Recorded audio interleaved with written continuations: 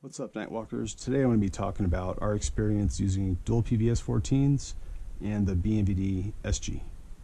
Dual PVS-14's are very popular, and the reason they're popular is pretty simple.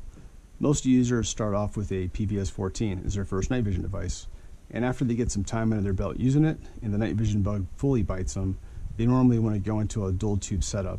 And the easiest way to do that is to get a second 14 with some type of dual mount adapter. Now, if you don't already have a PVS-14 and you're thinking about buying one, I recommend that you purchase the highest specs that you can afford. And keep this price point in mind, because later on, if you decide to get a second one to run as a dual setup, you're going to have to get the same or similar specs so that both images play nice together when you're running them as duals. This is exactly what we did. Our first one was PVS-14, and after getting it and completely falling in love with Gen III, we decided to get a second and this dual head mount adapter. This way we each had a PVS-14 we could use together, but we could combine them with the mount to have a dual tube setup. All this stuff is from Night Vision Devices. And at the time when we got our first one, we selected a P+ image tube. They didn't have HP+ at the time. So when we decided to get the second one and picked HP+, all we had to do was give them the specs and the serial number on the first one, and they found a really good match for the second. The Night Vision Devices dual head mount adapter is a very inexpensive and great way to dual mount PVS-14's. So it's budget friendly, it's lightweight, and it uses the bayonet interface here, so you could reuse the same mount that you were using with your PVS-14 and the standard J-arm. And it does have the adjustments here, so you can adjust for eye spacing, so you can fit these correctly to your face. Here's the mount with the 14s attached to it. Now, this positioning that they chose is supposed to aid in getting these as collimated as you can for running dual PVS-14's. These thumb screw knobs utilize the camera thread mounts that are in the housing itself, and that's how it secures it. And it's a really rigid and stable platform and works really well in our experience. We've always used the Rhino 2 mount with this, and we've never had a problem with accidentally depressing the lever and releasing these, but we still ran some rubber band around it through the mount just to pull it tight, so that eliminated that possibility as a safety backup. We like running duals so much that we decided to get another set of 14s to dual mount. And at the time, we didn't like the idea of a true binocular night vision device. That's mainly number one due to cost. They're super expensive. And then number two, we liked having the freedom to mix and match tubes as we needed. And the reasoning behind that for us, it's not like, in the civilian world, it's not like the military. The military, if you got a problem with the device, you'll just get it swapped out, or they'll take it in and replace the image tube or the power supply or whatever's wrong with it. They're going to fix it because you got to keep carrying on the mission. But in the civilian world, if you got, if you're on an extended trip or an expedition, whatever you're doing, where you're out in the field with night vision devices, if you have one that goes down, if you don't have the ability to replace it with a backup, you're going to be SOL. So for us, it made sense to have, dual setups with backups. So if we had a device go down, all we got to do is detach it from the mount, stick the backup on, turn it back on, and we're good to go. As much as we like the Night Vision Devices dual head mount adapter, we really wanted to try something different.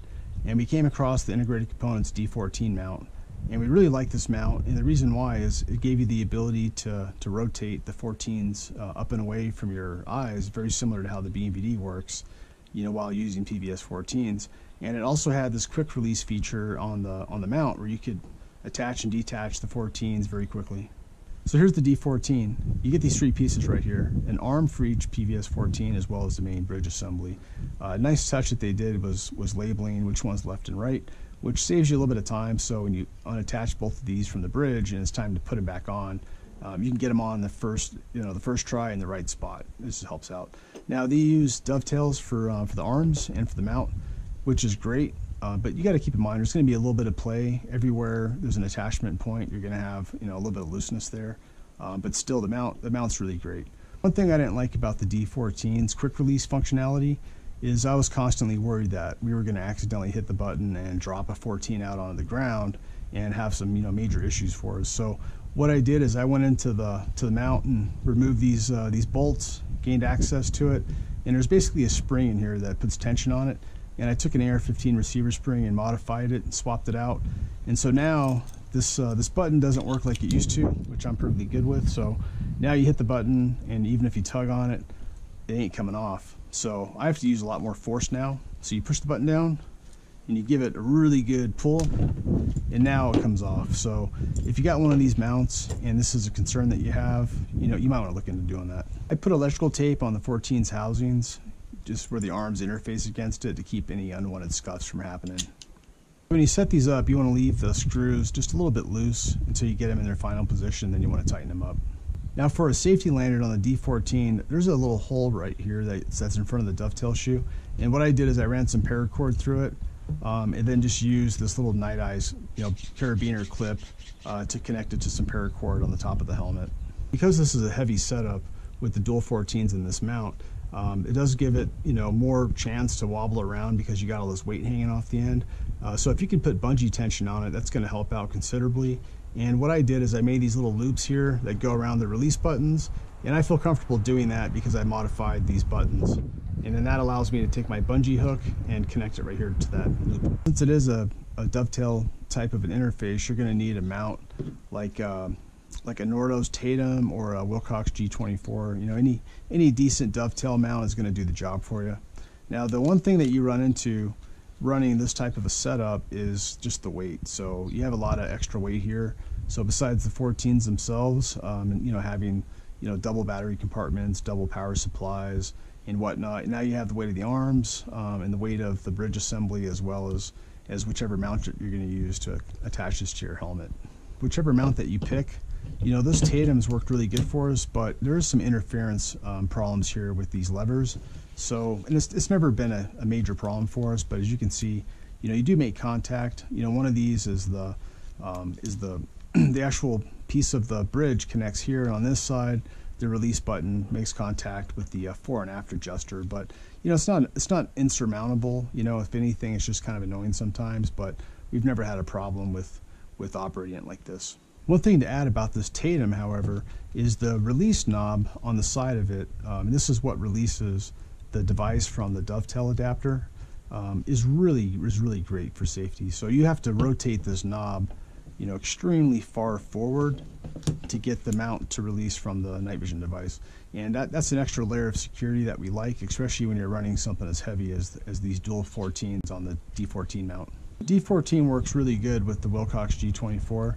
There's still a little bit of interference, but it's nowhere near as bad as it is for the Norotos TATM.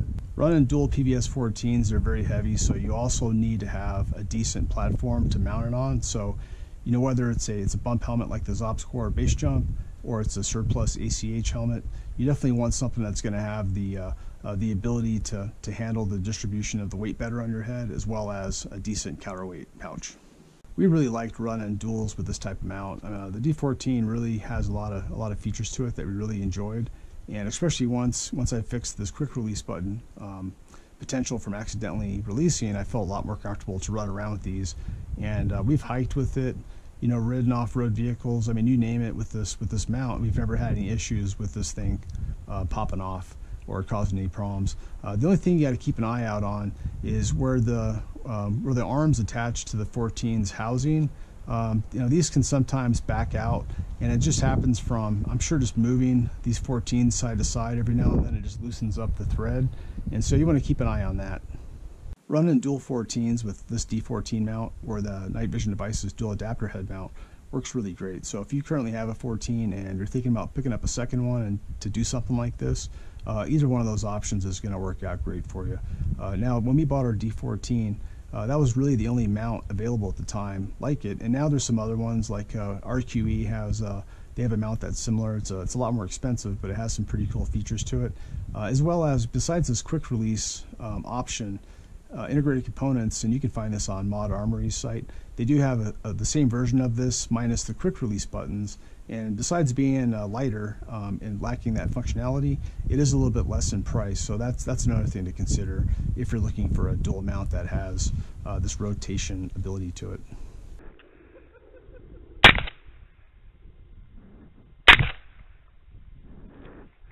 How are we all missing this thing?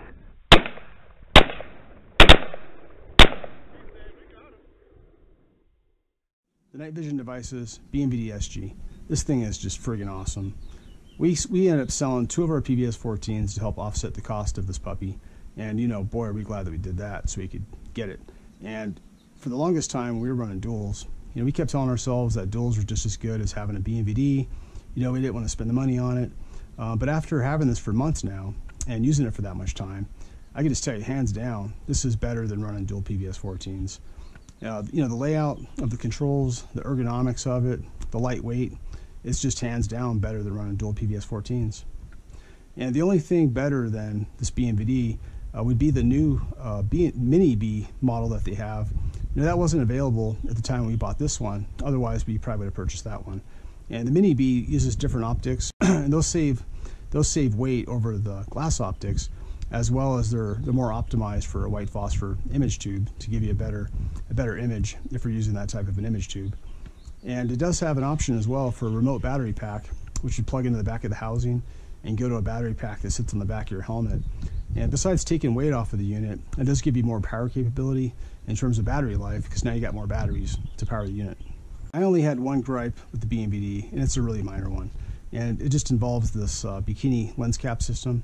So what it came with, besides the caps themselves, is you get this little round piece here that goes over the housing, and that's what keeps the bikini lens caps from you know, falling off and staying up on the body.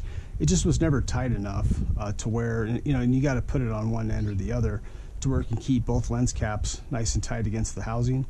So since the last video, I went ahead and just put these riggers bands on, and I always keep a stockpile of these riggers bands. They're just good for anything. I mean, there's so many uses for these things. So by putting one on the front and one on the back, I can keep each lens cap nice and tight against the housing. And besides the aesthetics of it, you know, it just looks a lot tighter and cleaner. It does reduce the chances that you might snag one of these on a twig or something coming off a branch and you maybe rip the lens cap itself. The BNVD compared to the D14 with the dual PVS-14's, you know, this thing plays nice with any mount that you decide to use, whereas with the D14 you do have some interference with the TATM. But since we have, you know, the G24 and the TATM, it really works with either one of these equally well. You know, I prefer the G24, but the TATM is nice as well. You know, it does have the intermediate position that I'll show you. But the other thing with the TATM I do like is this release knob. You know, you have to rotate this knob all the way forward to get it to release. And when you're running something as expensive as a BNVD on your helmet, anything that you could do to reduce the chance of dropping it is going to be a huge benefit to you. So with the BNVD on the TATM, you know, I've got it right now in the fully stowed position, but the TATM does have this intermediate position, which is a little wonky. Like, that's fully stowed. Here's the intermediate position. Now with something like the Dual 14's with the D14, that's just way too much weight to have out in this intermediate position. All that weight hanging that far off, it just makes it really awkward. But with the lightweight of the BNVD, you could actually utilize this position if you decided to. But actually, I mean, if you're going to be in this position, you know, why wouldn't you just have it up in fully stowed? With the BNVD, this rotating tube feature, I just can't stop talking about how awesome it is, because it really is. You know, the D14 has that same feature, but the BNVD being so much lighter, it's just so much more pleasant to wear it like this and just to use it. And so what I'm talking about here is, you know, here you are in the down position, so this is you using your NVDs. And for us, whenever we're going to do something where we need natural eyesight, you know, we can just rotate one tube if we only need one eye, or rotate them both up out of the way. And as you can see, I mean, it really puts them up high. So you have an unobstructed view using your eyeballs, and it's really lightweight, so you don't even notice them up here. I mean, it's really comfortable. And this is just something that we totally love about the BNVD. So between the Dual 14's with this D14 mount and the BNVD, I mean, you can clearly see the size difference between them, and I'll just change the angle here so you can kind of see it from this direction. And you know, you can't get around that with the PVS-14's because you have your battery compartments and then your power supply and everything else in these housings that takes up extra space and adds extra weight. You know, whereas with the BNVD, all you have are your image tubes and optics, and then all your other stuff's up here on top. All right, so I'm going to show you how much these things weigh. I've got this scale set on pound ounces, and the reason I do that is here in America we like pound ounces just like we like feet and inches. And now these things, I don't have the batteries installed in these, but I use the lithiums. Those are pretty lightweight, so they're not going to add significant weight to this equation. If you go to the manufacturer's sites, you'll find everything listed in grams, so I feel having the scale set this way just makes it easier for most of us. So the D14 setup, you're looking at 1 pound, 11.8 ounces. BNVD, 1 pound and 5 ounces. Now the thing you got to factor into the equation is your mount. That's going to add some extra weight. So I'm going to show the G24 because this is the most popular mount these days. And so now on the duals, you're talking 2 pounds, 1.6 ounces. And on the BNVD, 1 pound, 10.9 ounces. So that's quite a significant difference in weight. And you know, numbers wise, it may not look that significant to you, but trust me, when you're wearing these, you definitely tell that there's a huge difference in weight between the two. So our feelings on duals versus the BNVD, you know, starting off like we did with one PVS-14, adding a second one, really is a great way to go. You know, it's fairly low cost compared to a BNVD. You know, so if you're somebody that right now you have a PVS-14, you're thinking about adding a second one, that's not a bad way to go. It'll work out really good for you. You're just going to want to find a good mount. So if you want something that has, you know, tube rotation like these offer, then you're going to want a D14 or their lightweight version, or one of the newer mounts like Red Queen has one that's similar. It's more expensive, but it has some pretty cool feature sets to it. And the other thing you got to consider is, depending on the tube that you got in your first one, you're going to have to find one that's pretty similar for your second. So if you have a white phosphor tube, you're going to have to get another one to match it. The same can be said if you have a low spec tube. Now you're going to have to get another 14 with a fairly low spec as well to match it. And at that point, you know, if you don't want to have low spec tubes, now you're back into the game of spending the money on 2 14s or a true bino system.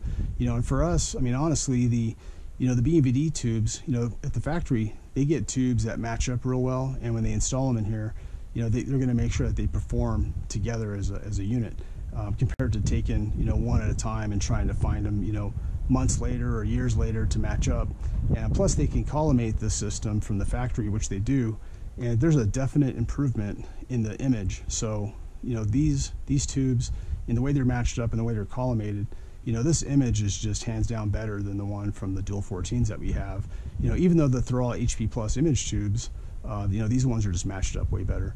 You know, and speaking of collimation, you know, there's just no good way to collimate a dual system like this. So there's so much play in the system, and then with the quick release ability on it, and if you unscrew one of these, I mean, now you're going to throw off your collimation that you had performed. Either you paid for it or you did it yourself, so you'll have to redo it again.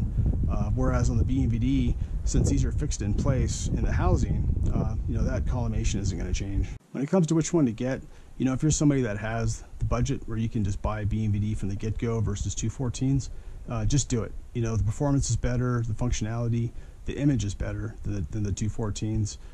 So that's the route I would go if you could do that. Now, if you're somebody that has one and you're thinking about buying a second one in order to make a dual setup, you know, there's something else to be said about doing the math on it, because, you know, we end up selling 2 14s to help offset the cost of the BNVD. You know, and at that stage of it, depending on the 14 that you have, you know, if you can get some decent money out of it to put towards the BNVD, you know, you're still going to spend more money than you would on a second 14. But you know what? At the end of the day, you're going to have a better bino system than you would running dual 14s. If you're in the position of deciding which way to go between these types of devices, we hope this video helped you out a little bit. You know, feel free to give us a comment, send us an email through our website if you have any further questions that you'd like to ask, and we hope you enjoyed the video.